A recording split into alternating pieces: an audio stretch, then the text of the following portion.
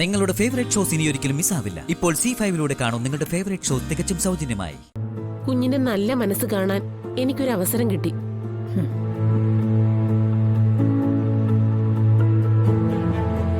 തട്ടിപ്പുകാരിയാണെന്ന് സംശയം തോന്നിയിട്ടും കഴിച്ച കാശിന്റെ പേരില് ജോലിയൊന്നും ചെയ്യിക്കാതെ എന്നെ വെറുതെ വിട്ടില്ലേ?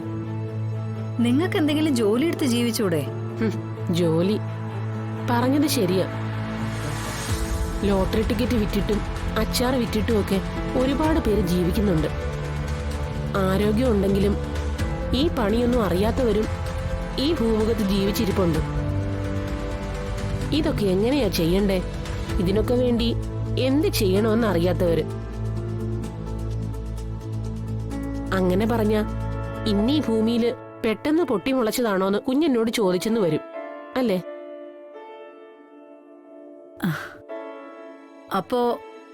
അപ്പൊ നിങ്ങൾ അനാഥയാണോ?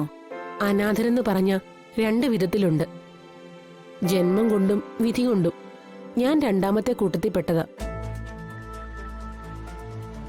എനിക്കെല്ലാരും ഉണ്ടായിരുന്നു. ഭർത്താവും മക്കളും മരുമക്കളും കൊച്ചുമക്കളും എല്ലാരും. വലിയൊരു കൂട്ടുകുടുംബം. അപ്പോ അവരൊക്കെ എവിടെ ഇപ്പം? പോയി. എല്ലാവരും പോയി. കൊച്ചുമകന്റെ നൂലുകെട്ടിന് വീട്ടിലെത്തിയതായിരുന്നു എല്ലാവരും. മലയടിവാരത്തുള്ള വലിയൊരു തറവാട് വീട്. കളിയും ചിരിയും എല്ലാം കഴിഞ്ഞ് വീടുറങ്ങിയപ്പോ ഒരു ഉരുള് വന്ന് വിഴുങ്ങി. പാതി ജീവനുമായി എന്നെ മാത്രം ബാക്കി വെച്ചു. എന്തിനാണോ എന്തോ. കൊച്ചുമക്കളുടെ അടക്ക ശരീരത്തിനു വേണ്ടി JCBയും രക്ഷാപ്രവർത്തകരും മണ്ണുകുത്തി മാന്തുമ്പോ ചെളി പിടിച്ച വസ്ത്രമായിട്ട് ഞാൻ അവിടെ കുത്തിയിരുന്നു.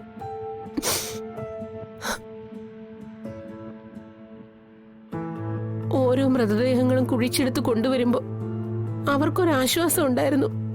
ഒരാളെ കൂടി കിട്ടിയല്ലോന്ന്. എവിടെ കിട്ടിയെന്നാ? പോയവര് പോയില്ലേ?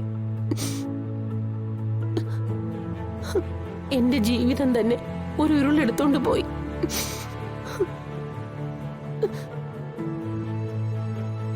ഇനി അവിടെ അവശേഷിച്ചിരിക്കുന്നത് കുറച്ച് ചെളിയും മണലും പാറക്കഷ്ണങ്ങളും മാത്രമാ. വെന്തു നീറിയ മണ്ണില് തകര പോലും പൊടിക്കില്ല. അവിടെ നിറങ്ങി നടന്നതാ കൈയും വീശി. പെരുമഴയത്ത് ആരുടെ സംസ്കാരത്തിന് നിന്നില്ല. നിൽക്കാൻ ആരും പറഞ്ഞില്ല. അതിന് പറയാൻ അവകാശമുള്ളവരായിട്ട് ആരാ ഈ ഭൂമുഖത്ത്? ജീവിക്കണമെന്നോ തൊഴിൽ ചെയ്യണമെന്നോ ഒന്നും ഒരാഗ്രഹം ഉണ്ടായിരുന്നില്ല. എന്തിനു വേണ്ടിയാ? ആർക്ക് വേണ്ടിയാ? അപ്പോഴും ആത്മഹത്യ ചെയ്യാൻ ധൈര്യമില്ല. അപ്പോഴും ജീവിക്കണമെങ്കിൽ വയറു പുലരണമല്ലോ. അതിനു വേണ്ടിയാ ഓരോരുത്തരുടെ മുമ്പിൽ കൈ നീട്ടുന്നത്. അമ്മേ, എന്തടി? എനിക്കുള്ള ചോറും കറിയൊക്കെ അവിടെ. നീയല്ലേ കുറച്ചു മുമ്പേ വേണ്ടാന്ന് പറഞ്ഞത്? വേണ്ടാന്ന് പറഞ്ഞ വേണ്ടാന്നാണോ അതിന്റെ അർത്ഥം? കുറച്ചു കഴിഞ്ഞ് കഴിക്കാന്നല്ലേ? ഓ, അതിന് അങ്ങനെ ഒരു അർത്ഥം ഉണ്ടായിരുന്നല്ലേ?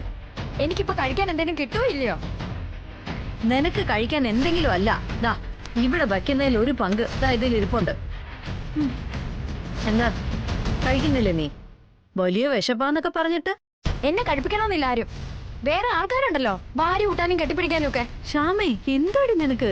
എനിക്കൊന്നും ഇല്ല. ശ്യാമേ, ഡീ ശ്യാമേ, കഴിക്കടി.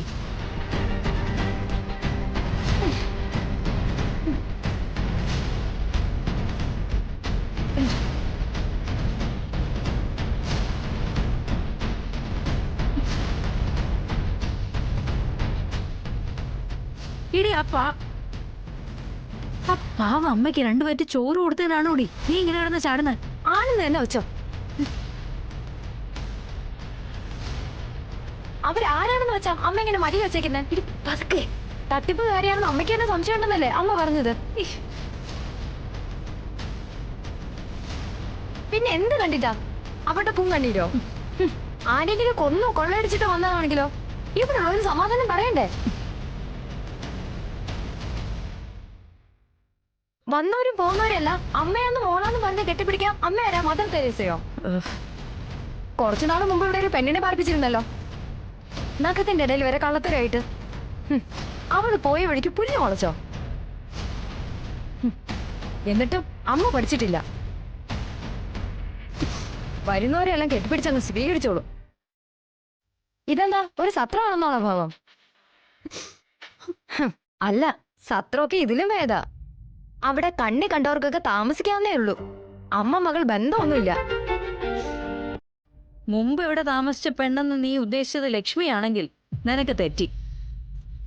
അവൾക്കും ഇനി ഒരു ആപത്ത് വന്നാൽ ഓടിയെത്താൻ ഈ കുടുംബശ്രീ ഹോട്ടലേ ഉള്ളൂ. ഇനിയും ഇവിടെ പലരും വരികയും പോവുകയും ഒക്കെ ചെയ്യും. അതേ, ശാരദയോടുള്ള വിശ്വാസം കൊണ്ടാ. ആ വിശ്വാസത്തിന് കാരണം ശാരദയുടെ കണ്ണീരിലും ചോരയിലും വിയർപ്പിലും കെട്ടിപ്പൊക്കിയ ഈ കുടുംബശ്രീയുടെ അടിത്തറയില. അത് കെട്ടിയോർത്താൻ എന്റെ ശാരിക മോളുടെ ഒഴികെ ആരുടെ സഹായം ശാരദയ്ക്ക് ഉണ്ടായിരുന്നില്ല. അതുകൊണ്ടേ എന്റെ പൊന്നു കുഞ്ഞ്, അമ്മയെ ഉപദേശിച്ച് നേരെയാക്കാന്നുള്ള വെള്ളം ഒന്ന് വാങ്ങി വെച്ചേരെ. പിന്നെ നീ പറഞ്ഞല്ലോ അമ്മ മകൾ ബന്ധമെന്നൊക്കെ.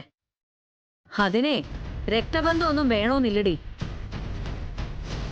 രക്തബന്ധം ഉണ്ടായത് കൊണ്ട് ഹൃദയബന്ധം ഉണ്ടാവണമെന്നുമില്ല.